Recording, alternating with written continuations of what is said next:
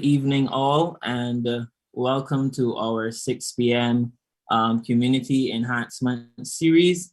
And we're very glad to have you here with us as we explore the theme of So You Want to Build a House. And for the last 2 weeks, we've had some very engaging topics on the architectural aspect of building a house and the financial aspect of building a house. And today we will be focusing on what I consider the most exciting part, the legal aspect of building or purchasing a home. And so we're glad that you are here with us and you've joined us for what we hope will be a very thought-provoking and interesting discussion. And with me this evening is my friend, one of the our members here at the People's Cathedral, Mrs. Jennifer Devenish. She is the principal attorney at Aaron Law Chambers, and she's been in practice now for 25 years. And so if you see her, you would say, wow, she looks like 25. So we'll just assume that she's been practicing from birth. But Jen is certainly a wealth of knowledge and experience, and specializing in non-contentious matters, conveyancing, probate, estates, and family matters. And so Jen is a very valuable resource for us this evening. And so we're really, really, really glad to have her here with us. So before we begin, we just want to open with a word of prayer. And I'm just going to pray really quickly that God will bless this session. Father, you are good and you are great, and your mercies endure forever. And Father, we thank you for the knowledge that you've given to us. We thank you specifically for Jennifer, and making herself available to us. And we pray, Lord, that your people will be edified by this session. In Jesus' name we pray. Amen. Amen. Amen. And before we start, and before I turn over to Jennifer, I just also want to issue this disclaimer to let you, the general public, know that the information that we will provide this evening on this Zoom, it does not and is not intended to constitute legal advice on any specific legal issues that you are experiencing. The information that we intend to give is for general informational purposes. And so therefore we advise that if there is any specific legal issue that you would wish to be treated to, that you would consult your general legal practitioner, who would be able to advise you on those specific matters, or you can reach out to any one of us who would be able to advise you on those specific matters. But the information we will give this evening is for general informational purposes only. So without any further ado, I'm going to turn over to Jen, who's going to get us rolling. Do remember, we're also taking your questions this evening. And so whether you're streaming with us on the Facebook, or if you are with us on YouTube, you can post your comments in the chat on those respective social media sites. We will see them. They will be channeled into me, and we'll make sure that we answer them to the best of our ability. So let's have a great time. We look forward to your engagement. And it's over to Mrs. Jennifer Devenish, attorney at law, who will get the ball rolling. Good evening, Jen. Good evening. First, I want to say thanks to Pastor Joel and the pastoral team for having me. It's a pleasure to be here. The topic this evening is, so you want to buy or build a house. And one of the first things that I would say, it's not a bit of legal advice, it's really financial advice, is that you as an individual should approach your lending agency to know exactly what amount of money you qualify for in terms of obtaining a mortgage to buy or build this house. Because there's no point in you only qualifying for 200,000 and you're thinking that you're looking at a $500,000 house. That would not make a lot of sense. So the first thing you should really know, approach your lending agency and find out exactly what it is that you qualify for, so that you know that if I qualify, I can borrow $500,000. I'm looking in the market for $500,000, or looking to get a house built by a draftsman or an architect that will cost me $500,000 to build. You go into your lending agency, you make the application for your loan, and one of the things you will have to do is obtain a valuation if you're buying a property. Now, you cannot just get a valuation from any old valuer. The lending agency will provide you with a list of their valuers, and you will have to choose from that list, and you actually pay to have the valuation done, because the lending agency would want to know that the house is valued what they are lending you or close to it. If you're approved for that loan, you also know that you have to pay what is called commitment fees to that lending agency. And the commitment fee is normally 1% or 0.5% of whatever you are borrowing. So in order to borrow these people money, you actually have to pay them money as well. Are often surprised at this. So you've gotten into the stage where the commitment letter has been issued by the lending agency. We've agreed to lend Lorimer Denny the sum of $500,000 to purchase a house or to build a house. You have choices. You can either use the lending agency's attorney, or you can have your own attorney. But note that if you have your own attorney, that the legal fees will be more. It is cheaper to use the lending agency's attorney. But what I can tell you happens with certain firms, if they work for you and the lending agency as well, they would have you, the borrower, sign a letter to say that if there's any controversy between you and the lending agency, that they will not be able to work for you, because chances are that firm would be getting a lot of work from the lending agency, and they would not want to take on a case to go against the lending agency. So you should bear that in mind. So you might end up with a situation then where you have a tripartite situation. You have an attorney at law for the vendor, attorney at law for the purchaser, and then there's an attorney at law for the mortgagee. So there are three persons interacting in this transaction. Your attorney at law, the attorney at law for the purchaser / borrower, is in the middle. So when you get your commitment letter, you will take it if you decide to choose an attorney other than the lending agency, take it to your attorney. Your attorney would then write to say, well, I am acting on behalf of Lorimer Denny in the purchase of property at 1531 State. And you would ask for a draft agreement for sale and to see copies of the title deeds. Now, persons often ask, why is it that I need a lawyer to purchase property? And I would say to you, you're a lay person and you don't understand what is required. It is probably one of the biggest investments persons will make in their life. And I think that you should go about it the correct way by retaining the services of an attorney, because technically speaking, you really and truly don't know what you're doing, and you would not know what to look for in this agreement for sale. And you don't want to go and pass money to somebody, and then it turns out that really and truly they're not the real landowner, and then you end up really buying a lawsuit, because that's basically what you would have done, where you would then have to pursue somebody to recover monies. So it makes sense to have an attorney, and also be careful in choosing your attorney, because there are lots of attorneys out there. Look for somebody who is a known conveyancer. It is a specialty area in the law, and there are some people who will tell you, well, I don't do conveyancing at all, but I've done it for most of my practice. So they will obtain the title deeds. Now the title deeds.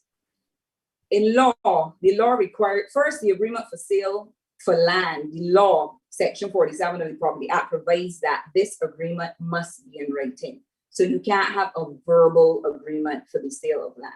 It must be in writing. If you're going to bring an action to pursue it, Section 47 says it must be in writing. So your attorney at law has received the draft agreement with the title deeds. Your attorney at law will do what we call investigate title. because I am not going to have the client sign an agreement if John Brown is not the, what we would call in law, the estate owner of this property. So I would examine the title deeds, and there's normally a chain of title. John Brown sold to Peter Brown. Peter Brown is now selling. And the law requires that you actually show title for 20 years. That is under Section 53 of the Property Act. So that if I was selling you property, Lorimer, and I had a conveyance to myself, and that conveyance is dated 2015, that title is not good. I must be able to show a root of title for 20 years. The other thing too is that if we have two systems operating in Barbados, where you have land that is registered and you have land that's unregistered. Where land is registered, like the husband's Wanstead area, those areas, it means that the title is guaranteed by the state. So all the title deeds are held by the land registry. So that when you go to purchase land that's in a registered area, what you will be given is a signed consent to search the register by who we call in law the proprietor or the vendor.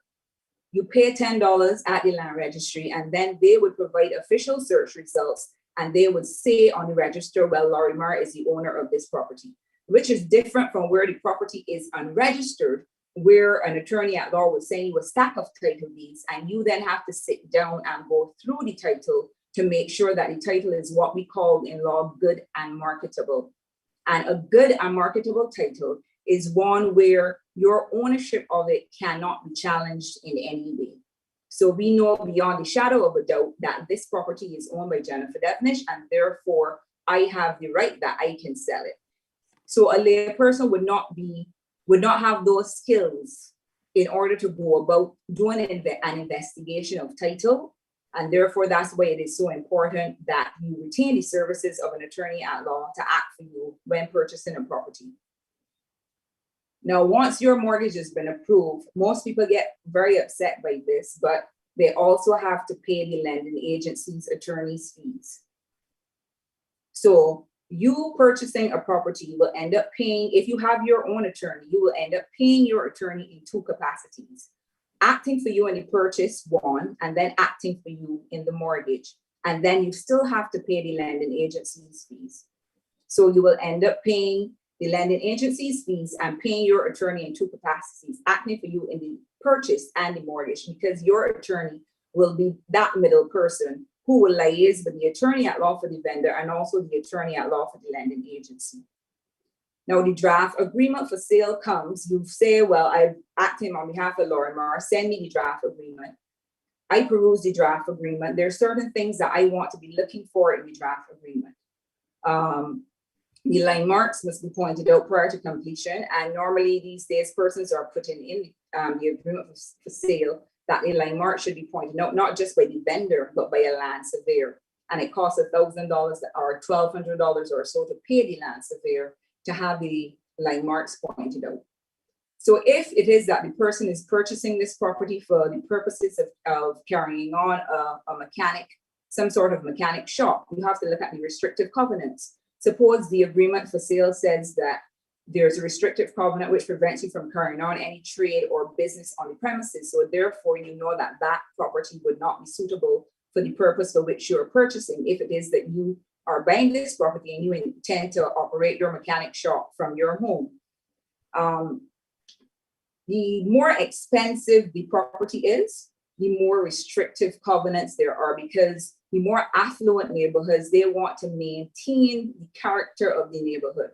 So, I mean, I have seen agreements for sale in very affluent neighborhoods where even to carry out renovations to the property, you have a builders association, and the builders association, they have to sign off on it even before you submit that application to Town and Country Planning. So you really need to look at your restrictive covenants, all the things that you cannot do. If you're purchasing land with a view to build, some of the restrictive covenants provide that you can't build a house for $300,000 for under $300,000. So if you know that you can't afford to build a house for $300,000 or more, you know then that piece of land is definitely not for you. The line marks are to be pointed out. If you're purchasing a property, it would normally contain a clause where the vendor has to provide evidence that the water rates are paid up to date, because you know that water rates are actually a charge on the land, outstanding water rates, and they're ranked prior to any mortgage. So therefore, in that clause, if you're purchasing a house, there should be a clause stating the water rates are paid up to date, the electricity rates are paid up to date. And on closing, you would get letters whereby you can take to the respective utility companies to facilitate the transfer of these utilities in your name. The land taxes as well, they have to be paid up to date. Right now, we are in the tax year 2021 to 2022. That tax year comes to an end the 31st March 2022. So the vendor would pay all the taxes for that year, 2021 to 2022. But there's going to be a clause in that agreement for sale that says the purchaser will pay a portion of the taxes from the date of completion. And I'll break that down for you. So that if it is that you're, let's give an average, let's say the land taxes are $120 for that year, $120 divided by 12 means that for each month it's $10. So if we started a transaction now and we finished it by the end of December, it means that the purchaser will refund the vendor January, February, March's portion of the taxes, which equates to $30. So in addition to paying the purchase price, you're paying a portion of the land taxes. You're also paying to have a search done on this property, because you want to make sure that as I said, the property is good and marketable. Nobody can come and challenge your ownership of it. So if it is that when the investigation of title and the searches are done, there is an outstanding mortgage on the property, we do in law what we call a requisition, whereby we will send requisitions to the attorney at law for the vendor to say, my searches have revealed a mortgage against, let's say, First Caribbean, whatever lending agency. And then what would be required is that the vendor would need a release done to show that that money is paid off and your title is good and marketable. So you might very well start the transaction with it being a tripartite situation: an attorney at law for the vendor, an attorney at law for the purchaser, an attorney at law for the purchaser's mortgagee. But if you do a search and you realize that there is a mortgage and you requisition to have a release done for that mortgage, then there's a fourth attorney being involved who is representing the vendor's mortgagee. So at closing, you might end up with a situation with 4 attorneys where you have an attorney at law for the vendor's mortgagee, attorney at law for the vendor, attorney at law for the purchaser/borrower, and then an attorney at law for the present mortgagee. Because the attorney at law for the vendor's mortgagee, that person needs to attend the closing. They would have the original title deeds. They will not hand over the title deeds unless a check is then given to them to satisfy in full whatever is due to their client, whatever lending agency it is. So you might start off with 3 attorneys. You might very well end up with 4. Sometimes it remains 2. It depends on what you find along the way. So you need Jan, if I could interject, because we have questions coming in directly, and we've covered quite a bit. So before we go on to the rest, I just want to raise those questions that came to me directly, because with respect to the restrictive covenants, many times people don't pay attention to those, and they think, well, I'm buying property in this neighborhood. Someone is asking about their hair salon. Would restrictive covenants cover things like whether or not you can have your, the person can build a thing at the side and do their hair and their nail business from that? Are those things that could be prohibited under restrictive covenants as well? Yes, they can be. Normally, the restrictive covenants say you're not to carry on any trade or business. If it is that you wanted to rent the property out or you put an apartment on, the agreement normally says that a rental will not be deemed trade or business. But then you will see some restrictive covenants that says that you can't carry on any trade or business except that of a salon or a dental practice or a legal practice, and it will go on to specify what kind of business you can conduct on the premises. If it is that you've purchased a property and it's subject to such a restrictive covenant, you can actually make an application to the court to have this restrictive covenant discharged. But you have to advertise that application in the newspaper, and it is a very long and expensive process. And with that, what would be the considerations in terms of whether the court would grant you the ability to have that covenant discharged? They would want input from the neighbors. Mm-hmm. And if it is that, suppose it's a job or some sort of employment where there's going to be high traffic in the area, that's going to disrupt the peace and quiet of the neighborhood.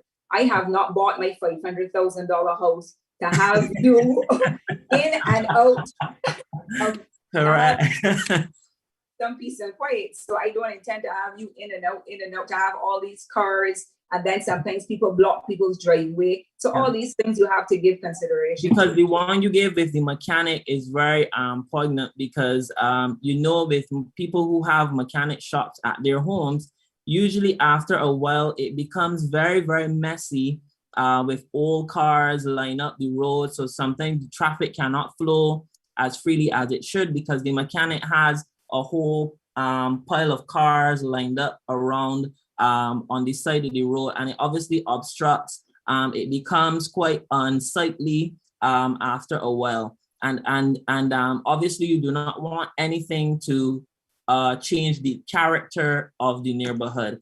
So you're paying all this money to ensure that the neighborhood is this nice manicured lawns. You keep your lawns a certain way, you build a certain way, so that the neighborhood maintains a certain character, it maintains a certain look. So I thank you for that. And then in terms of the water rates, just for clarity, who in the transaction is responsible for making sure that all the water rates are paid up, and the land tax? I think you spoke with it in relation to the land tax, but just clarify who make sure all the water rates are paid and up to date, etc.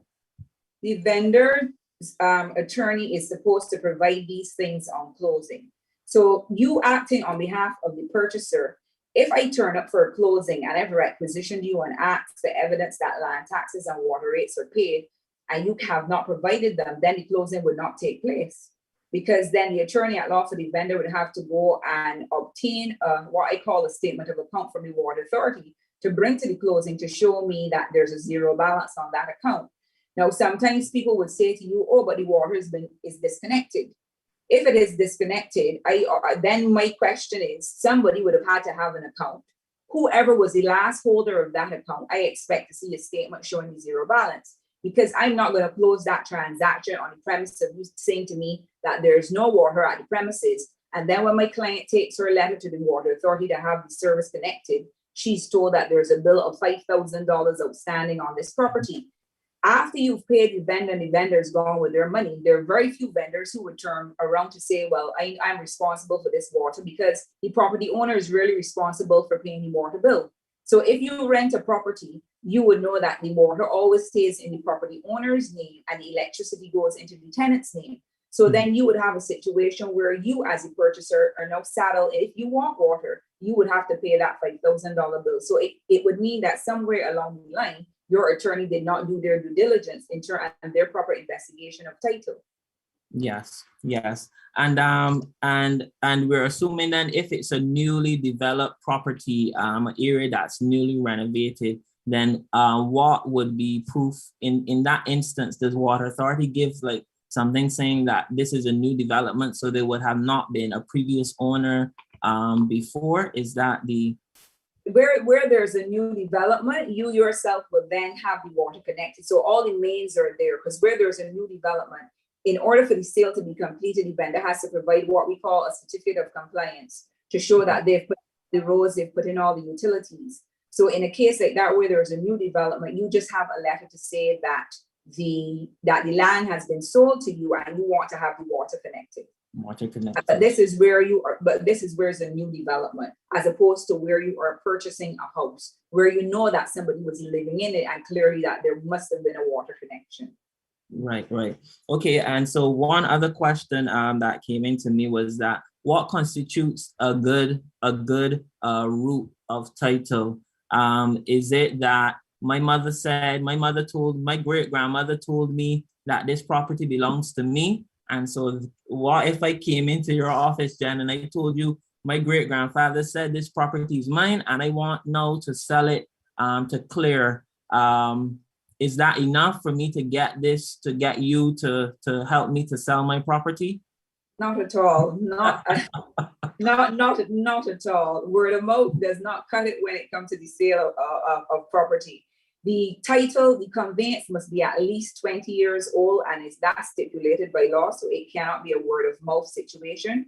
We know that back in the days, people owned property and they never had proper title to it. So there is a piece of legislation used to do something called a title suit to perfect the title. There's now what we call the Land Title Proceedings Act, and you would have to bring an application under that act. You would have to have a plan that is no more than 10 years old. You need to have two persons living in the neighborhood who can attest to your ownership and possession of the premises. So that is definitely not going to cut it.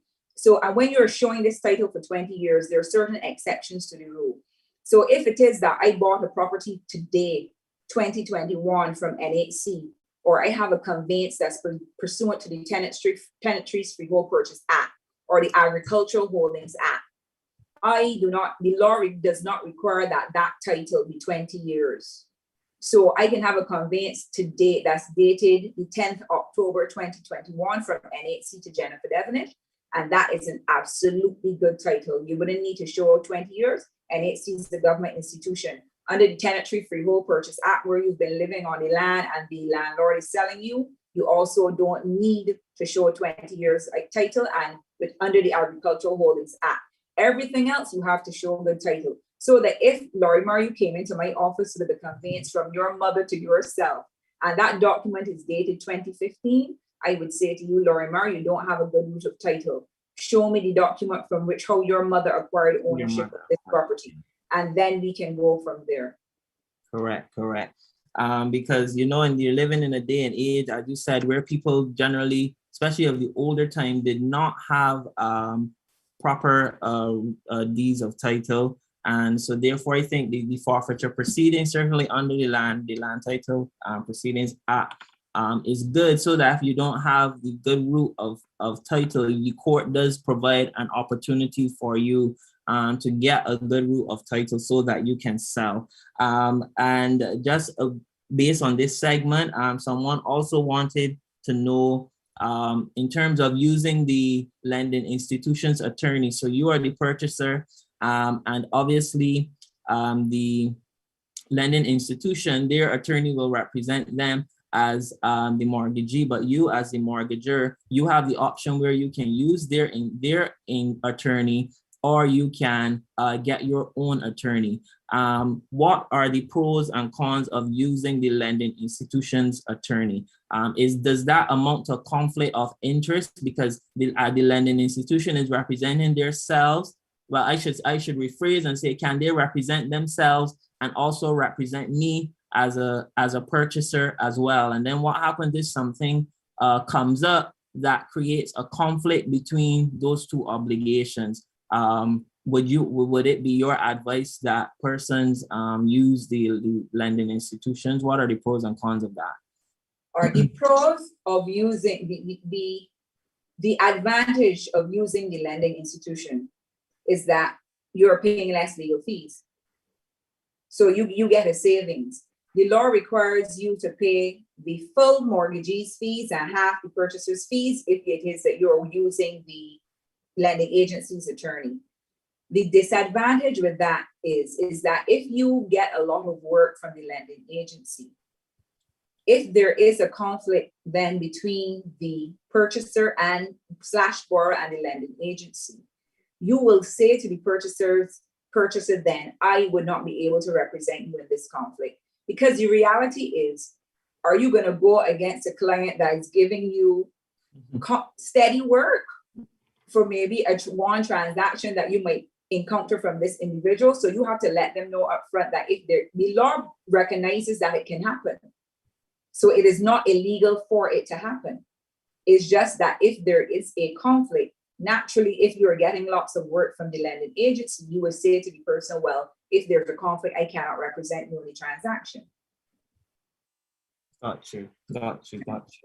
And one other question that also just came in in terms of someone is asking, this is Nelly Jan on our Facebook feed, is asking how long does it take to get title deeds done?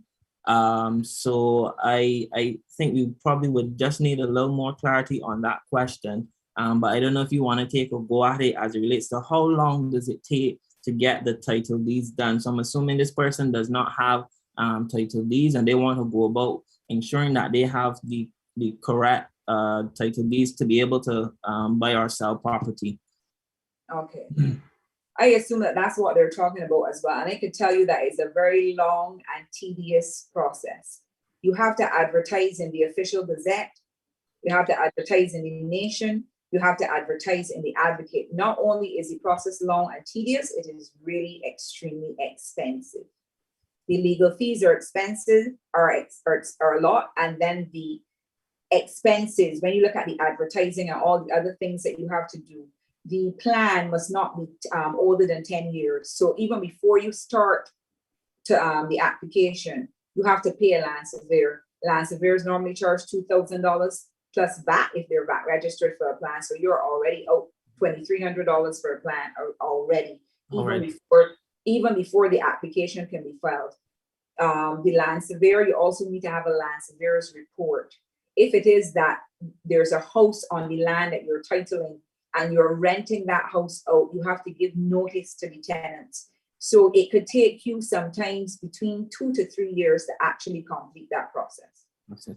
And then depending on the zone too as well, if it's like in certain zoned areas as well, then there'll be additional requirements depending on the area and the particular zone. I hope that Nelly Jan, that answered your question. If it doesn't, you can always feel free to rephrase it and put it back in, and we can go from there. Just one other thing I think we should also flag is with relation to the agreement for sale that you mentioned, because the draft, you said the draft agreement, it must be in writing. And so once then you get if you sign this agreement, can I back out after I've signed I changed my mind. I signed this agreement. I saw this lovely house in this big great development and I liked it at first, but then I signed the agreement for that house and then I happened to see another one and I decided, you know what, I don't want that one anymore. I'm gonna go for the other one in this bigger height, this bigger terrace. Can I renege on the agreement for sale that I just signed in order to go after the other house that I see, which is more appealing to me? Okay. Well, on signing the agreement, Laurie Mar, you're paying over your 10% deposit. Your 10% deposit is what we call in law your bona fides. It is your good faith that you intend to proceed with this transaction. And every agreement for sale, whether it be land, whether it be house and land, it has a completion date in it. And it says if you don't complete by that date, the vendor can serve you with a completion notice, giving you 28 days to complete. And if you don't complete within the 28 days, they could either charge you interest at the rate of 10% on the balance purchase price, or they could forfeit your deposit, hold on to your deposit, and sell the property to somebody else. So you don't want that happening. So you would have already paid commitment fees to a lending agency, paid for valuation, shell over 10% deposit, and sometimes the 10% deposit does not even come from you, the purchaser, because they're 100% mortgages. So the lending agency might be advancing you the full purchase price, and therefore they would have advanced that 10% deposit on your behalf. And if it is you change your mind now, you will find yourself in a situation having to pay back the lending agency that 10% plus the interest on it. Because from the time the lending agency disburses that 10%, interest is paid on it. So you have to make up in your mind that this is what you really want. And obviously, there'll be no walking away. There are very few vendors that will say to you, well, if you change your mind, I'm going to give you back your deposit. I've not seen that. Most people say, oh, well, I intended that this sale be completed. I intended that I would have the balance purchase money by this time. I'm serving you with a completion notice. And if you don't complete, and forfeiting your deposit. So you can't just change your mind like that. So the lesson here is basically then for those of you who are viewing online is that this is a very serious legal transaction that you are entering in, and so you should not do so lightly. You need to be sure that this is the commitment that you are going to make. It's not only it's a lifelong commitment, and so therefore you want to be absolutely sure that this is what you want to do, because from the time you sign that agreement for sale, beginning the legal process, you really are obligated to complete that process. Okay, so I don't have any other questions here, so I think you can continue then from where you had left off. All right, I would also want to add, Lorimer, in relation to that 10% deposit. Everybody, there are some people who actually have cash and will not need the services of a lending agency, right? But what we say to you is that if it is that you are getting a mortgage, suppose you had the 10% or your own and you were borrowing 90% from the lending agency. There are people who would be so excited about owning a property that they would want to go ahead and pay over their 10% deposit, not sure where the 90% is coming from, or they have not received that commitment letters yet from the lending agency. We often say to people, you never ever pay over your 10% deposit unless you have that commitment letter in hand. Because if you pay over and you're not sure as to how you're going to source the finance to complete this purchase, it means you're just exposing yourself again to the possibility of losing your 10% deposit. Yeah. Right. That's good advice. Definitely. Okay. Right. So the draft agreement for sale will come to you. You will peruse it, make sure that everything that's supposed to be in it. Years ago, when I started practice, the agreement for sale would only make reference to a completion notice coming from the vendor going to the purchaser. Recently, and really and truly, that's not fair, because if the vendor has a right to serve a completion notice, the purchaser should also have a right to serve one as well. So we've started including in the agreements for sale, where if the vendor doesn't complete by the completion date, the purchaser can actually serve a completion notice, giving the vendor 28 days to complete. And then if they can't complete, they would have to return the deposit to the purchaser. But the deposit is returned without any interest. It is just the deposit that is returned. Because you might have a piece of land, you've subdivided it, you've got application and permission to subdivide. But in order to complete that sale, you need a certificate of compliance from the chief town planner. Sometimes it takes a very long time to get that certificate from the chief town planner. I've paid my deposit to you, but you can't produce the certificate of compliance for me to complete. I might see something else and decide that I want to get my deposit back so I can move on. You've kept me waiting for too long. And therefore, the purchaser can then serve a completion notice in that case to try and recover the 10% deposit. So the agreement for sale is engrossed, what we call put in its final form. Your attorney at law will call you in to sign the agreement. If it is the 10% deposit is coming from you, you will come with your 10% deposit, paid to your attorney. Once your check is cleared, the attorney at law will then send over the agreement, and the agreement is signed in duplicate to the attorney at law for the vendor. And you both have to agree a completion date, a date by which you want the transaction to be completed. Normally, we would insert a date 3 months from the date of signing the agreement. So the agreement goes over to the attorney at law for the vendor. The vendor would sign the agreement, send back the receipt to the attorney at law for the purchaser to say, and here the copy of the agreement, and that agreement will contain a completion date. Well, after that phase, the attorney at law for the vendor will prepare what we call a draft conveyance. The conveyance is the document that will vest the property in the purchaser. That draft conveyance is prepared by the attorney at law for the vendor, sent to the attorney at law for the purchaser. The attorney at law for the purchaser will peruse the document.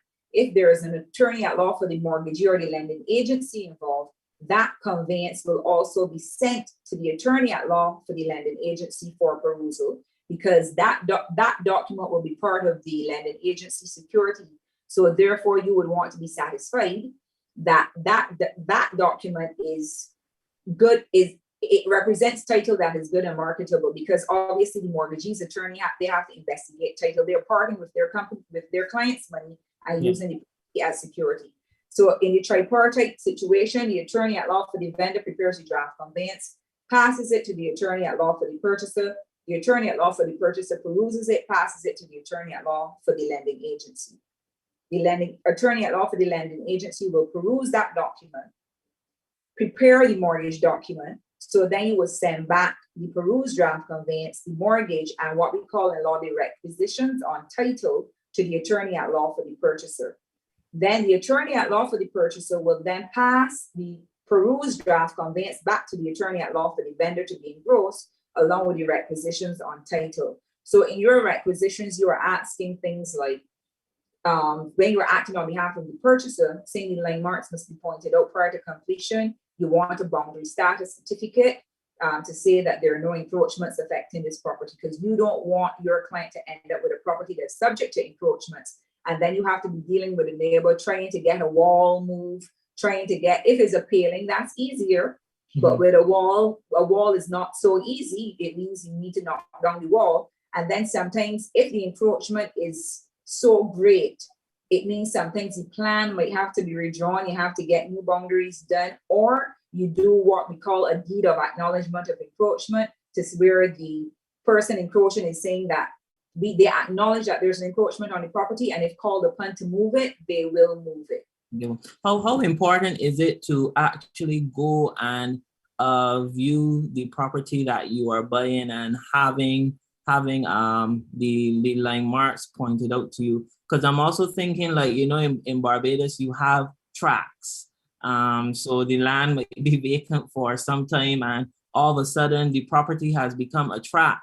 So instead of people walking the road to get to the bus stop or wherever, they're walking across your land. And then when you come and you view the land, you realize, well, you can clearly see the delineation of the tract on the property. How important is it to see the land, and how do these things affect title?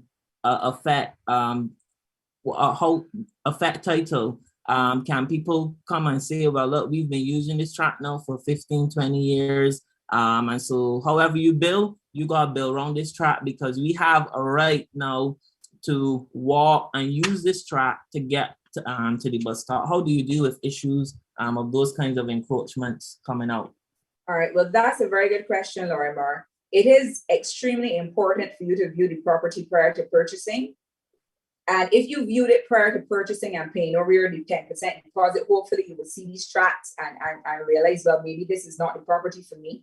But the line marks are only pointed out after the 10% deposit paid and the agreement has been signed. If it is that that person can come and say, well, I've been using here for 10 years or more, and then they have a right to it, then you are going to have problems on your hand. So you really and truly don't want that, unless then you can draft what we call a deed of grant of right of way. If you're going to build your house in such a way to grant that person a deed of grant of right of way to allow them access. But for me, in all honesty, if I had already paid over the deposit, I would tell you straight and plain, no, you will have to put me in court in order to prove that you really had this right for 10 years or more. Because I've already paid my deposit, I've already paid evaluation commitment fees. So therefore, I would say the onus is on you to show that you've been using it for the 10 years or more, and whether or not you want to bring an action against me. Correct. That's good. All right. So the draft agreement then is engrossed. There have been changes to the notice of change of ownership forms. The Barbados Revenue Authority now requires that these forms actually have people's TAMIS numbers, email addresses, state if it's a house, how old the house is, how many rooms, bedrooms, and all that. So you need to provide all that information, your TAMIS number, so that all that information can go into the notice of change of ownership form. What I would also say to potential homeowners, before you get too far along in the transaction, ask your attorney for an estimate of the legal fees and expenses involved. Because even if your lending agency is lending you $500,000 to buy a $500,000 house, there is what we call in law a shortfall, and your shortfall will be your legal fees. You're entitled to pay, the attorney at law for the purchaser is entitled to pay legal fees on perusing the agreement. VAT, if they're VAT registered, legal fees on the conveyance. VAT, again, legal fee, your fee on the mortgage, that again. And if when you're borrowing, you also have to pay stamp duty on the mortgage, and stamp duty is calculated at $6 per thousand. So on $100,000 mortgage, that's $600 in stamp duty already gone to the government. And attorneys do not usually close transactions if there are outstanding fees due and owing to them. So if it is that you've come and you're getting your mortgage and you have not paid your attorney in full, I can guarantee you, unless that person, you and that person are very good friends or they trust you wholeheartedly, that transaction will not be closed. When I first started practicing, I used to trust people like crazy and go ahead and close transactions. And then you realize my accounts receivables, this person never came back to pay, because the reality is when people have their land and they've moved into their house, they're not coming back to check for you to No, say. they ain't thinking about legal fees. They're thinking about tiling and landscaping and correct. Exactly. So find out from the get-go what the legal fees are. And what I normally do is tell, sometimes you have a completion date of 3 months. Sometimes it doesn't finish in 3 months. Sometimes it finishes in 6. But then you continue to pay the attorney at law a little bit each month, so that at closing, you would have paid up all your legal fees and expenses. Right? You said sometime usually it would have a completion date, which is 3 months from the signing of the agreement for sale. But we do know there are instances where the process goes beyond the 3 months, and so therefore sometimes there are some concerns as to why the process, why does it take so long? What are some of the situations which could allow the process to close beyond that original stipulated time? And are there any penalties, if any, if it goes beyond that time? Yes. So as I used the example before, where there's a subdivision. So I have a big piece of land and I have put in an application to subdivide it and I have permission. But I can't complete the sale of those lots until I get the certificate of compliance from the chief town planner. When permission is issued for the subdivision, there are conditions attached to that permission. I need to put in a road. I need to make sure all the utilities are in. I need to make sure the water, electricity, there's proper signage. If it is that the vendor is tardy in doing these things, it will delay the completion of the sale. And in a case like that, there wouldn't be any penalties, because it is normally the vendor holding up the transaction. But where there's a purchaser, no, the agreement normally contains a clause that if the purchaser does not complete by that date, the vendor can serve them with a completion notice, or charge them interest on the balance purchase price at the rate of 10% per annum. Or you might find that there's you might need an affidavit of identity because there are different names in the title deeds, and you need to find somebody to sign that. Or it is that the person is selling in their capacity as administrator or executor of an estate. So I might enter into an agreement with you, Laurie Marr, saying that I, Jennifer Devnish, am the intended administrator of the estate of John Brown. But I can't complete that sale until I get the letters of administration from the court. Yes. And therefore, it means that I'm lagging, I'm waiting on the registry. I've filed my documents, but without that letters of administration in hand, I cannot complete the sale. So these are some of the things that would cause the matter to delay. And then don't forget, when you have 3 attorneys or acting, going from one to the next, sometimes I'm not saying sometimes there might be tardiness on the part of the attorney at law in terms of getting the work done. It is not always a matter of title. Yeah, and that's another important point that you made in terms of if you're selling in that capacity, because as the intended executor or executrix of the estate of maybe a deceased mother or father, because unless you get those letters testamentary from the court or the letters of administration in the absence of a will, then really and truthfully, you have no cause to be able to sell the title. And this underscores why it's important to have an attorney, because then you need to make sure that you have all the relevant documents to make sure that you are able to sell. I do have a question that is being asked in relation to checks, but I'm going to leave that for when we discuss I'm going to leave that for when we discuss the closing. So that I think that's more appropriate there. So I think you can continue. Right. So at the closing, so the vendor's attorney would prepare what we call a completion statement, stating what they intend to get, what they should get on closing. That statement is sent to the attorney at law for the purchaser slash borrower. That statement is then sent on to the attorney at law for the lending agency. The lending agency would request the funds to close the transaction.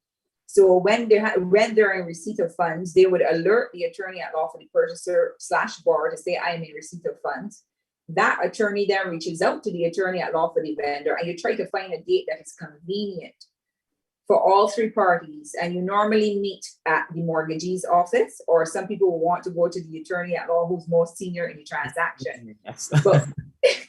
But for me, I would say go to where I am quite happy to go to where the money is. Follow the money. Follow the money. You follow the money. So you go into whoever the attorney is acting on behalf of the mortgagee. So I acting on behalf of the mortgagee. I have a check which I will pass over to the attorney at law for the purchaser. That person will then write a check to pass over to the attorney at law for the vendor. But we know, unfortunately, recently, there have been instances where attorneys have gotten themselves involved with persons' monies where they ought not to. And you're seeing now where some lending institutions do not write the check to the attorney at law for the purchaser. They would bypass the attorney at law for the purchaser and write the check directly to the attorney at law for the vendor. Mm-hmm. Mm-hmm. So to ensure that the vendor is paid their money and that there is no issue in between there. Yes, because that was the nature of the question that came to me. I know we had discussed it before, but it also came through directly to my WhatsApp a few moments ago, which was, why do the checks have to be written to the attorney when some of them does take the money and delay the transaction? And the person specified and made very clearly, not none of you on the panel, but other attorneys. And so I'm very glad that you mentioned that, because if people are following the news and in newspaper and stuff like that, you would have seen some very unflattering situations about attorneys, especially involving these land disputes. And we want people to know that there are ways to get around those disputes, to avoid those kinds of disputes occurring. And one of the ways is that in terms of issuing the check, certainly because in my capacity, having worked for the mortgagee, when we issue the checks, we issue them directly to the vendor's attorney. And so that you avoid it having to go through different layers, and you just ensure then that the person gets their money and there's not any issue with I pay this money to my attorney to buy this house, and the attorney never handed it over to the person who was selling. And so now there's a whole big issue. And so that's one of the ways that to answer that question, that things are done now, and especially where there is a mortgagee involved that's an established bank or credit union, they would want to ensure that their money is being put to good use. And so they generally, I can tell you for a fact, they pay that money directly to the vendor's attorney. If it is that you are taking the money off your savings, or you yourself, you've not taken out a mortgage, but you've taken that money off of your savings, then you, the individual, you can, just get, if you are purchasing property, you can get your attorney to say, well, this is the closing price, and you can write the check. You can have the check written out to directly to the vendor, because you're not going to have that whole 500,000. They're not going to bring it in a suitcase, Jen, and drop it in your office. Lord. That would create other problems. Let me tell you, that's a whole other session. That's a whole together. And so definitely, but you would want to have that money in check, and you have that paid over to the thing. Any other things on closing that you would wish to, on the closing process, that you would wish to say? It's just the persons getting together, making sure, obviously, if you acting on behalf of the purchaser, you prepare a checklist of your letter of what you expect to get. So sometimes you might actually set up a closing, and when you actually go to the closing, the water rates have not been paid up to date. You've asked for a clearance certificate in relation to an estate, and that person doesn't have it. So sometimes that you might turn up for a closing where you've requested documents, but then the attorney at law for the vendor does not have the documents. Now, sometimes attorneys would want to say, well, I will give you an undertaking to provide it. My response is that I take undertakings from God. So I am not prepared to pass over anybody's money on the premise that I am going to get a document.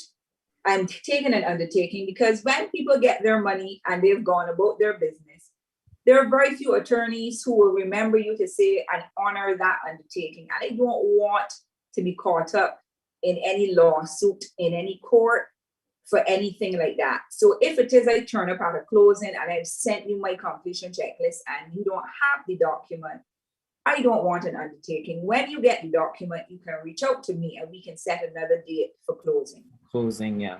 But it depends on who the attorney is, because obviously, you know, Lorimer, you know the profession. There are some people you can accept the word and then others you can't. You can't, yeah. Yes, but more often than not, I often tell people my undertakings come from the office. Correct. I remember years ago, I saw a sign in a supermarket and it said, "In God we trust, everybody else pays cash." Correct. So in God we trust. You know, I think is one of the famous US presidents who said, "Trust but verify."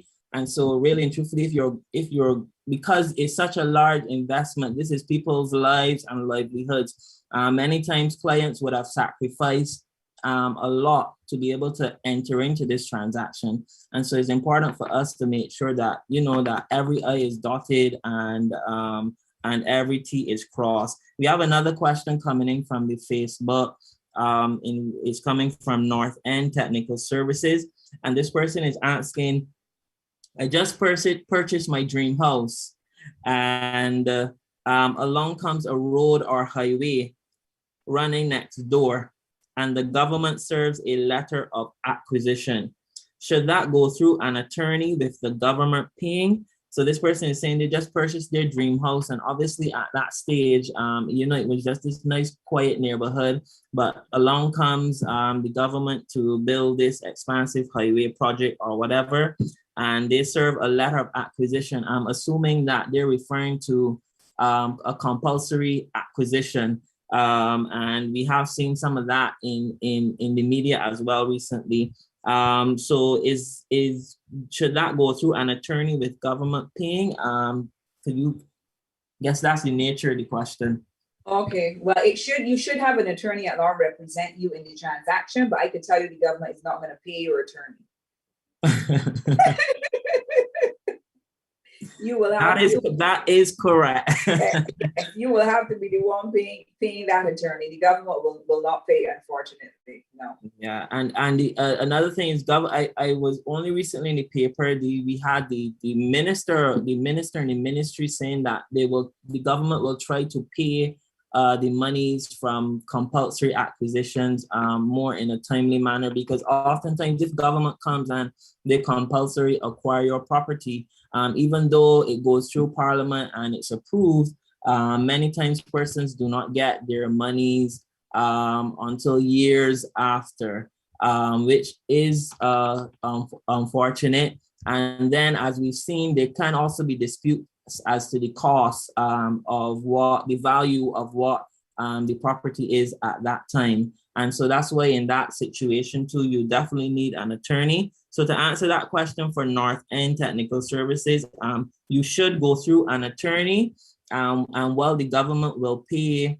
you for the property that's been acquired, I am assuming based on a recent valuation, the government is not going to pay your attorney fees in it, and that may seem a bit unreasonable, but that is the reality of it. So I do hope that answers your question. It does seem a bit unfair though that the government can just come and take out your property, but that is it's the law.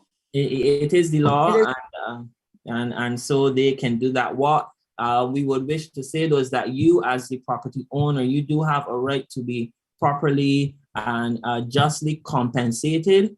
And so if it's a case that you've not been done so in a reasonable manner, then you do have recourse to the courts to ensure that you are compensated for any property that government so compulsorily acquires. Another question in terms of, are there repercussions for builders or contractors who defraud people? So if someone's build a building and they come and they defraud you or they do shoddy work, what are my legal remedies are available to me to rectify those kinds of issues? Well, firstly, there's no governing body to govern contractors. So I know there was a question whether or not builders require a license. So I could go and build 2 dog houses and come and say Jennifer Devon is a contractor. So there's no governing body to govern who or to say that they're issuing them with a license. And if it is you come across a contract and that person has done shoddy work, you're going to have to sue that person in the law courts. And Lorimer, you and I know that going through the law courts to sue somebody, it takes time and it takes money. So unless you have time or money on your hand, that's why it is so careful that you do your due diligence on these persons to make sure that you don't end up in a situation where you are then having to put that person in court to try and recover monies against them. If you win the case, they will end up having to pay your costs. But at the end of the day, you still have to upfront that payment to your attorney. So therefore, it's like you throwing good money after bad. After bad, yeah. Yeah, so you have to be very careful in choosing your contractor. I have had a situation recently where I saw I was perusing a building contract for a house, and normally monies are paid in stages. So you go from the foundation to whatever this slab, the next thing. And in perusing the agreement, they did not have stage payments in it from what stage I was going to work. So I just saw this blank list of payments being made. So I had to say, but I have to know what it is that the client is paying you for, because the client is borrowing funds so that when an inspection is done by the quantity surveyor acting on behalf of the mortgagee, when I expend monies to you to build a house, I'm going to give you 50,000. You can't come back in and say you want another 50,000. The lending agency's quantity surveyor actually goes out to ensure that that 50,000 has been spent on the house and has taken it to the next stage before the next stage payment can be made. So therefore, in a case, you have to look for these things in the agreement, make sure what stage payments there are, and then the agreement did not contain liquidated damages. Liquidated damages is where you say you're going to build the house for me within 3 months, and you don't finish it within the 3 months, then I am entitled to liquidated damages because I am paying the bridging interest, which is a lot more than normal interest when the house is completed. So therefore, we had this back and forth because he did not want a liquidated damages clause in the agreement. So I said to my client, if he didn't want it in, then that is a no-no. Because here it is that where stage payments are paid late, you have to pay the contractor interest on those stage payments if they're paid late. But he's saying he doesn't want to pay liquidated damages if he doesn't finish the house on time. And it might very well be a situation where the person is renting, having to pay rent and pay this bridging interest. So it would be very unfair for the contractor not to pay liquidated damages in a case like that. Yeah, I think for me that's a major red flag if a contractor does not want to pay liquidated damages, because as you rightly say, generally the purchaser is accountable to the mortgagee for different stages. And for those of you who are still with us, you would have seen previously in the last session with Sheldine and the others on the financial aspect, they would have gone through the different stages. The bank will disperse the money in stages, and so therefore the quantity surveyor will come and make sure that we've dispensed the first 100,000, and this is the stage the house is supposed to be with that money. And so if it's not there and it's not being done on time, then certainly the purchaser should have some recourse to having those damages, because then you're liable to the mortgagee for those. I do know, is there a role for insurance in terms of helping with the risk against these adverse consequences of fraudy building? Because I do know from my end, working for an insurance company, is that, for these big, say, government projects or whatever, you usually have a performance bond. You have the contractor go and take out a bond with an insurer, so that if they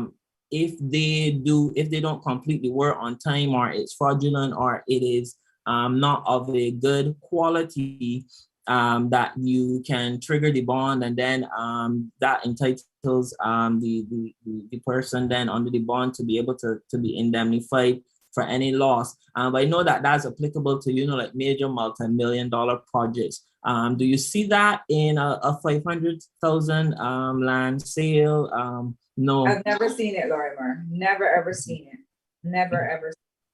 Yeah, and so really and truthfully, then there are very little ways then, I guess, to mitigate those risks of being defrauded. And so therefore it's important then, as Jen would have said, that you do your due diligence, you have your attorney look through the contract between yourself and your building contractor to make sure that all the essential elements are there, especially those clauses in relation to damage and in terms of fraud and not completing the work on time. And if the work is not fit for purpose, if it's not of a good quality, so that you have legal recourse. Because you see, people think you just go and you get a contractor, you just get any old person that and that's something too that I've seen, where you go and you get a friend, or you have this friend and you just want to give them the business, but there's nothing wrong with saying, well, let my attorney look over this contract, because we will know what to look for, what to make sure it's essential that's in there, because you would have, in that example you gave, you would have protected your client a major way by making sure. I am not going to deal with any contractor who doesn't want to compensate me for any, that's a major red flag for me in terms of dealing with them. And so you want to make sure that that certainly that is there. There was another question as well. Let me just pull it up really quickly. It was in relation to disputes it relates to disputes of land.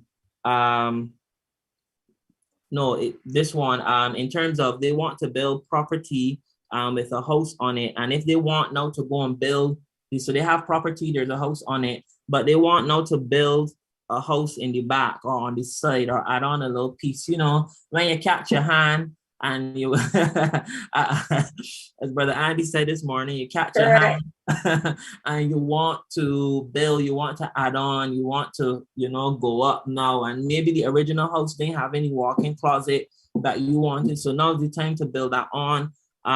What are the necessary legal steps to be taken to get that done? Well, if you're putting just a walk-in closet, that's internal. Mm-hmm. You don't have permission for that. But if you're building on another room or extending or building another house on a piece of land, you definitely need permission. You need to put in an application to the chief town planner. And if it is that one of the neighbors complain and they say that so-and-so building in the backyard, I ain't come and check and see if they got permission, they don't have permission, you might end up with an enforcement notice coming from the chief town planner's office asking you to knock down, or they may ask you to then put in an application for retention. Mm-hmm. Yeah. And in those situations, your neighbors really could make you or break you, because they might see you building and they might be wondering, well, is it really what she should be doing? Because you might be building and going up, and well, that's good for you. You might be blocking your neighbor's view. You might be stopping the wind, for them from coming in and affecting the ventilation and stuff like that. And so you really need to be careful in terms of adding on additional stuff and making sure that you have the necessary permissions for doing so. If more than one party builds or purchases a house and there's a disagreement, what happens to the house? One of them, so two people come together and build a house and there's a disagreement between the parties. What happens to the house? And I want to tag on there, say in cases of like divorce, where a husband and a wife came together and they put together money and bought a property and now they're separating. What happens in terms of those kinds of disagreements? What happens in terms of those type of disagreements very well depends on the persons and what their approach is. Because it might very well be that the wife is able to pay out the husband and have the husband convey his interest in the property to the wife. If the wife is not in a position, because then if there's a mortgage on the property, your lending agency needs to be satisfied that that wife alone can carry the mortgage. And chances are the mortgage might have been granted on the basis of the two incomes. So in a case like that, if it is that the wife and the husband can pay out the other and they can then carry the mortgage on their own, that's fine. If you come across a real stubborn, bullheaded partner who, even though the party can pay them out, say, but I am not selling you anything. I want this house sold. I ain't keeping it and you aren't keeping it either. Which is likely in divorce proceedings. I've seen it too many times.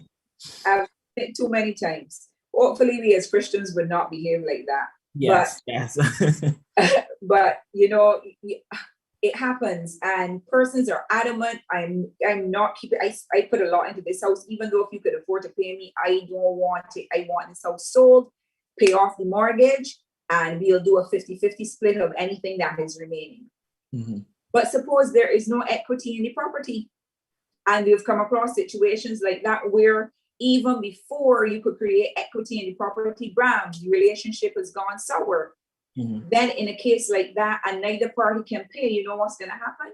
That lending agency is going to end up selling that property. That's going to end up ruining your credit, because these days they do credit checks, obviously, going forward, right? And therefore that will then hamper your chances of getting a mortgage again. I'm borrowing again. So I often say to people, and as we as Christians, we shouldn't be doing it anyway. You should only be purchasing a property with your husband or your wife. I don't even advocate sometimes with a brother and sister, because sometimes I've seen those relationships and you can't believe that is a brother and sister and the way how they behave towards each other. So you have to be so careful when you're going into these joint ventures. And while I'm on that note, I would want to say then that if it is a joint purchase, then it is that the law, there are two ways of purchasing property jointly. You can do a joint tenancy or a tenancy in common. And I would explain the differences. Normally with a husband and wife, you do a joint tenancy and the law of survivorship applies to that. And when you own property by way of a joint tenancy, you cannot dispose of it by way of a will. So that if my husband and I own property as joint tenants, I can't leave my share in it to my son. He can't either, because the law says survivorship. If I die, the property is his wholly and solely. If I die first, the property is his. If he dies wholly and solely, then the property is mine. But you know in life that life is not perfect. And you might get married. You might have had a child prior to that marriage. And then you and your husband buy a property.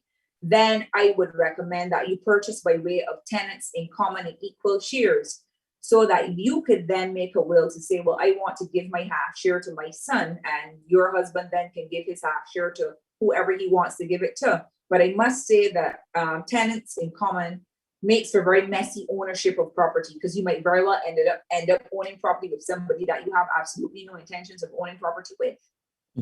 Because suppose it is that I had a child prior to my marriage and I wanted to leave the property, my half share, to that child, and that child don't get along with the stepfather.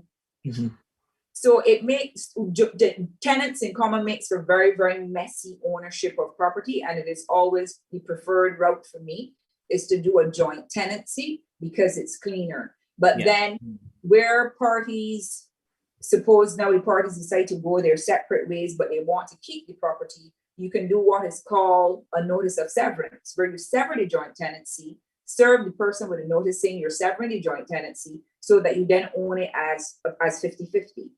Mm-hmm, mm-hmm.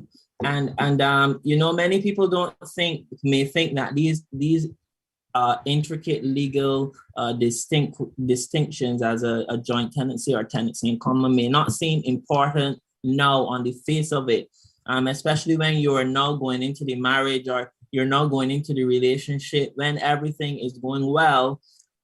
You don't pay enough attention to these legal issues. It's only when an issue arises or trouble arises that you realize these things become more important to you. I know even from where one person has died or whatever, and certainly from that perspective, even in terms of house claims, you may have it insured, and where both persons are deceased and there's time to pay a claim, and then you realize, well, the house was owned, it was not a joint tenancy, it was tenancy in common, and so you don't even know who to pay the claim to, because now there are like so many different owners who would have a cause to claim ownership to the property, and so then you have a case where it's just there in legal wranglings all along, and you can't pay the claim. Everything is going devolving, the house is deteriorating, and certainly so you really need to pay attention to those issues. And so we have a very good question coming in from on the Facebook from Glenn Pilgrim, and he's asking, what can be done up front to protect two individuals getting involved in building their property to avoid issues in latter years in relation to mortgage payment or other costs? So let me just repeat that again. What can be done up front to protect two individuals getting involved in building their property to avoid issues in latter years in relation to mortgage payment or other costs? I'm sorry that I don't have an answer that for that. That would the client would want to, that the person posing the question would want to hear, because there's absolutely nothing that you can do to prevent having issues like that. You are going into this acting on faith that you know the person and that the person will be reasonable, but there is absolutely nothing you can do if the relationship goes sideways.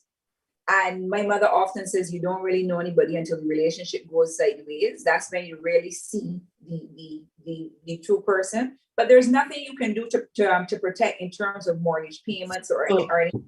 So if I'm married and I go into, my wife and I, we sign up for a mortgage, we sign our mortgage document, and we got this mortgage both in our names, and she decides that she stops paying, and there's literally nothing that can be done to compel it, because we both now stand the risk of losing the home. So what if the husband does have the means to continue making those payments, and he continues to make them faithfully?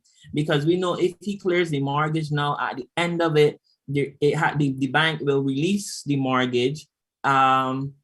If he is the one who continued to make all those payments without any help from her, and I know sometimes the court will look at, well, if he was making the payments, was she helping with the upkeep of the house? Was she doing all the other wifely duties? I mean, I know I'm opening a can of legal worms now, but the court will look at all those situations. But if he continues paying this mortgage, when it comes time for that release, the bank has gotten all their money. Is there any scope for the husband to say, well, look, I have been the person who's been paying this. I don't want this release to be issued in her name. It should just be released to me solely.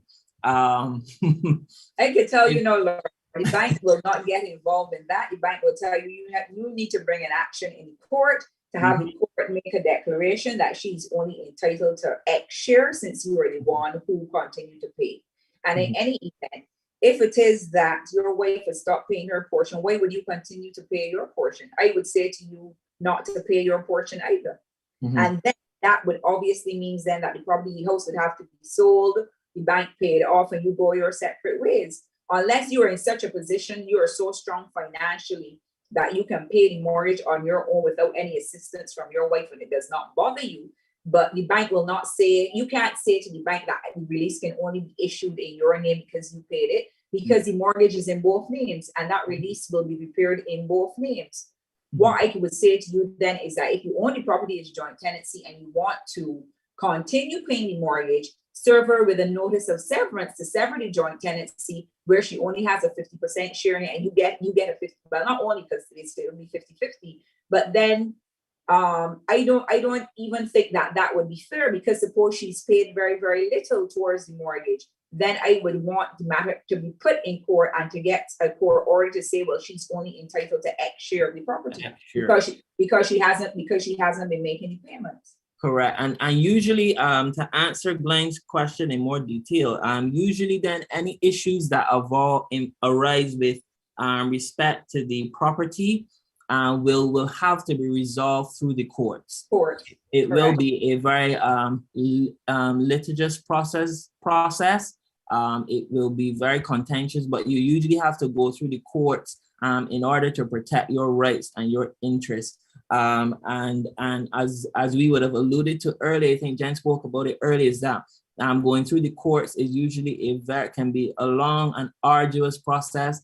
It could also be very emotionally draining and taxing, especially in these matters where there is that joint venture nature where you came together on issues of faith and good faith between two people, and one person has not held up their end of the bargain. And you would appreciate that is a separate and distinct legal relationship, which you would have to enforce separately in the courts. The bank is therefore only concerned with their relationship between you and between them and yourself and your wife or your spouse or whoever is your partner, whoever is that you would have been in a joint venture with. And the bank is only concerned with their money and getting their payments. And when they're finished, they will issue their check in the name of Mr. and Mrs. Laurie Medeni. And if Mrs. Denny then was not paying any monies, I now have to go to court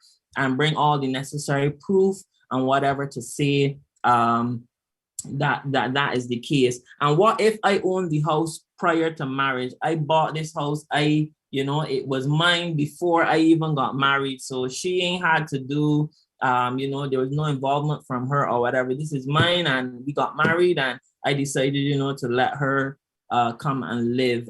Can she now have any claim or stake to the matrimonial home? Yes, she can. And there's lots of legislation. Say that again. Say that again, please. I think those on the stream would want to hear that answer again. If you had your house prior to marriage and you bring your wife to live with you, it now becomes matrimonial property. She's not a legal owner, but she's an equitable owner. So in equity, she has an interest in the property. So you can't say, here is mine. You come and find me with this, you ain't getting a cent.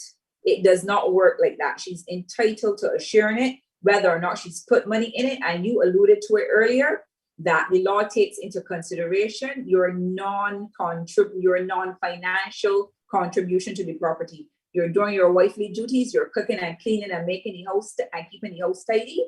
People in Barbados automatically think that it would be a 50-50 split in a case like that, but it is based on your contribution. So obviously, if she came and found you with it and she's cooking and cleaning, her contribution might be small, only 20% or 25% share in the property. But you can't say you had it before and therefore this is mine. You won't put a board in here, you won't buy a brick, and there's nothing for you. There will be in equity, she's entitled to a share in it. That's why we have to ask the Lord for a spirit of discernment and be very careful how we choose our partners.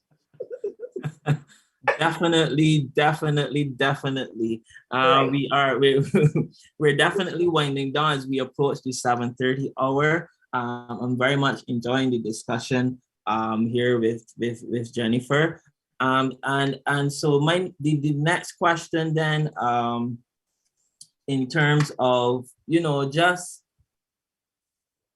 willing now, because you own the property, so you want to leave it to um certain individuals. We do know that under the Succession Act, there's certain people who can come and claim under, if there's no will involved, who can come and to claim the house or whatever.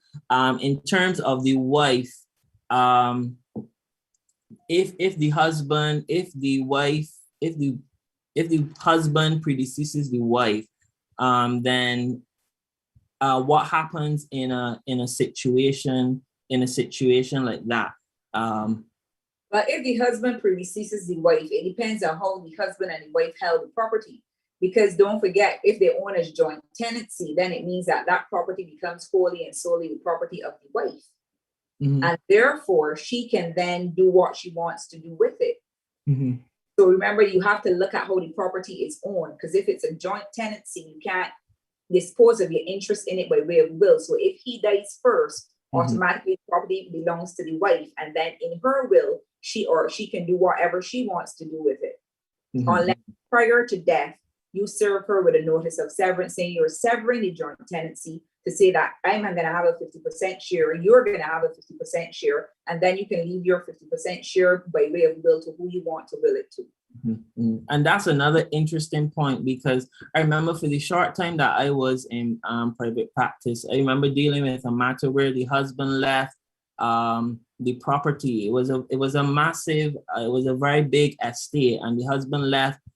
There were some problems within the marriage, and he left it then for his mistress. And so, and so obviously it created an entire legal headache, because the wife was still alive, and she obviously was entitled to her own share.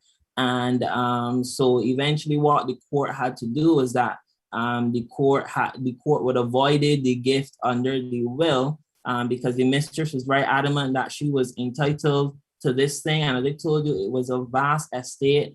And the wife eventually died, and the daughter had to step in as the administrator of her estate, and to represent the wife to get that what was due for the wife. And so we're saying to you that if you have, if especially if you purchase by way of joint tenancy, you cannot will it to someone other than the other joint tenant, because the right of survivorship definitely the right of survivorship would take precedence over any gift that you leave in the will. And so again, it's very important that when you're going into these transactions, that you are sure and you're comfortable with who it is that you're going into the transaction with, because you don't want to be left holding the bag.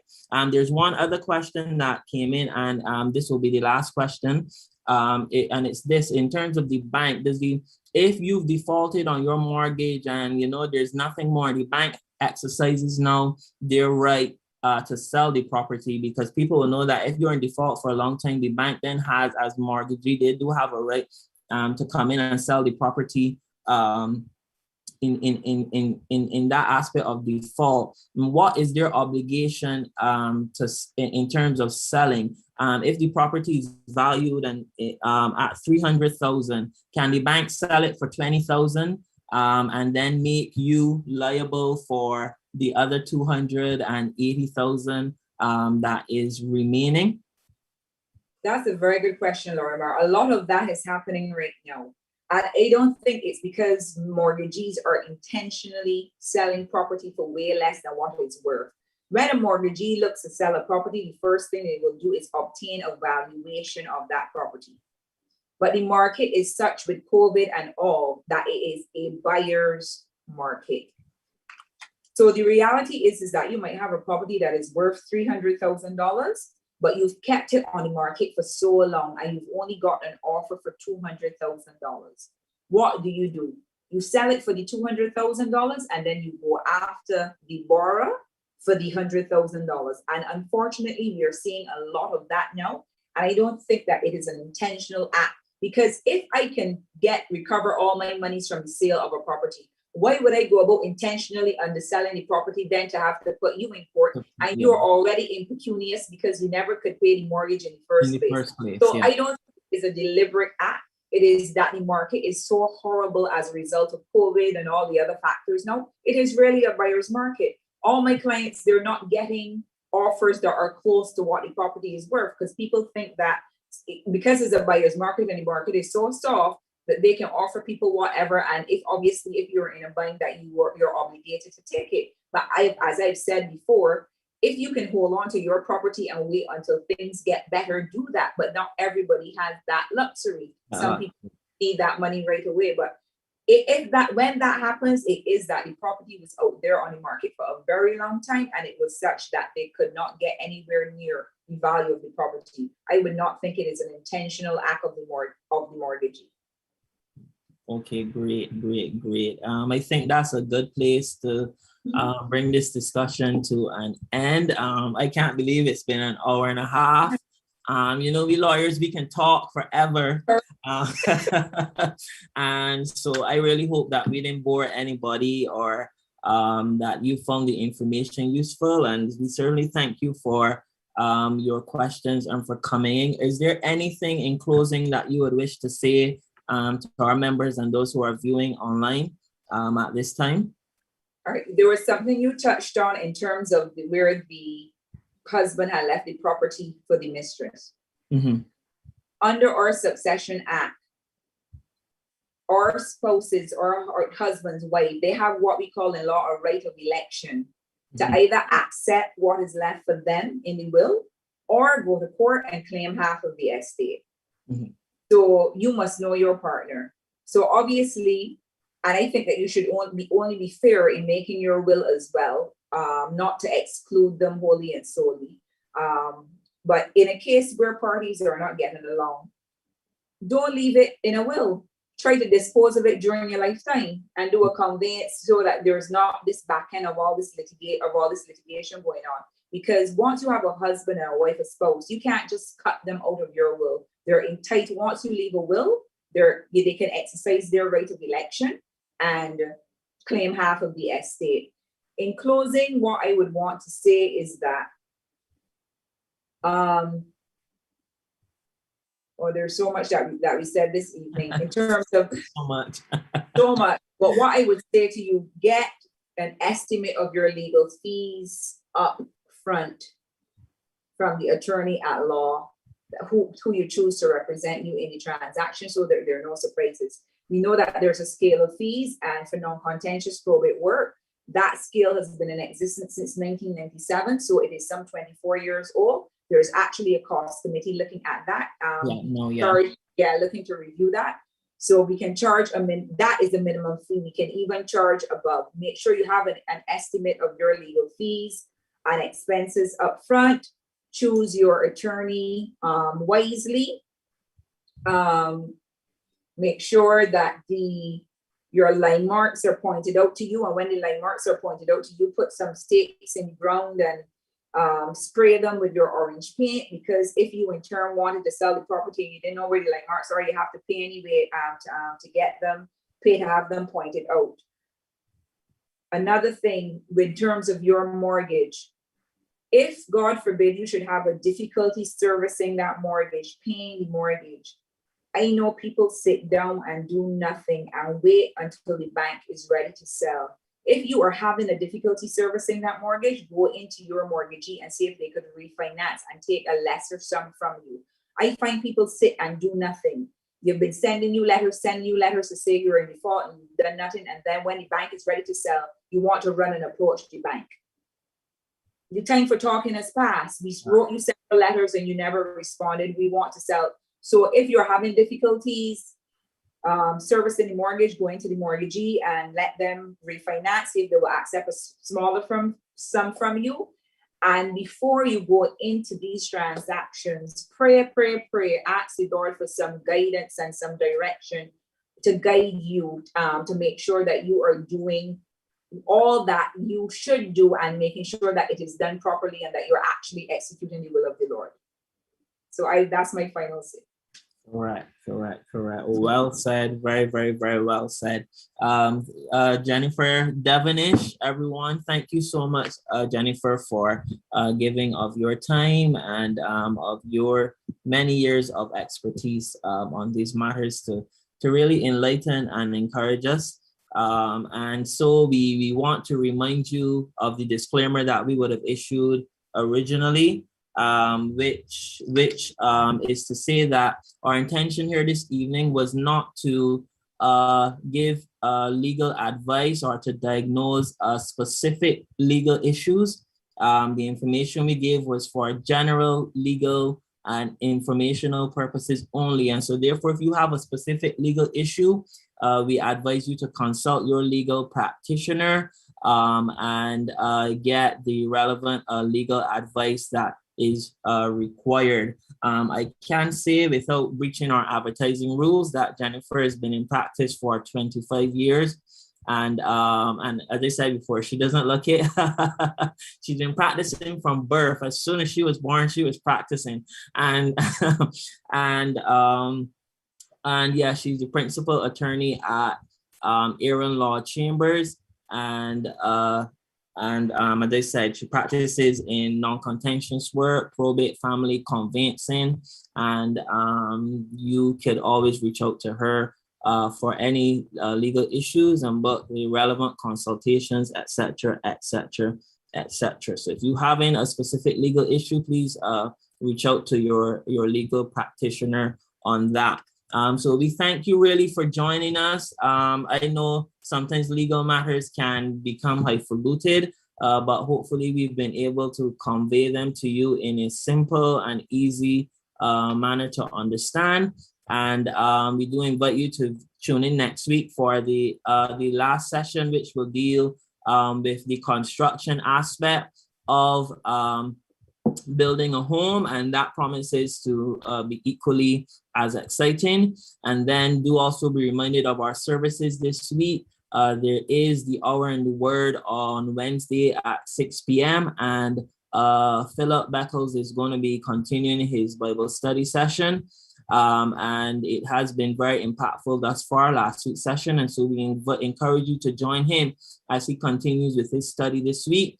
And Pastor Gill is taking charge of the miracle service, this Thursday at 11 p.m.